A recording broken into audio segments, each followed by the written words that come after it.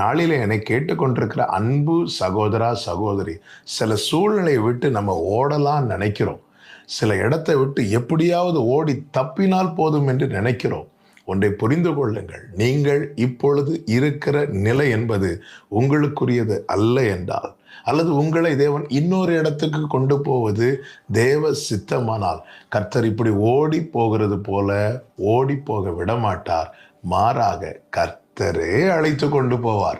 அதுதான் இங்கே சொல்லப்பட்டிருக்கிறது. கர்த்தர் உங்கள் முன்னே போவார்.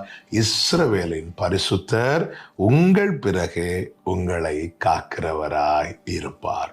கர்த்தர் அப்படியே செய்வாராக. நம்மை மீட்டிருக்கிறார் அல்லவா? நாம் ஓடி போவது, நாம் மற்றவர்களைப் போல ஒளித்து போவது.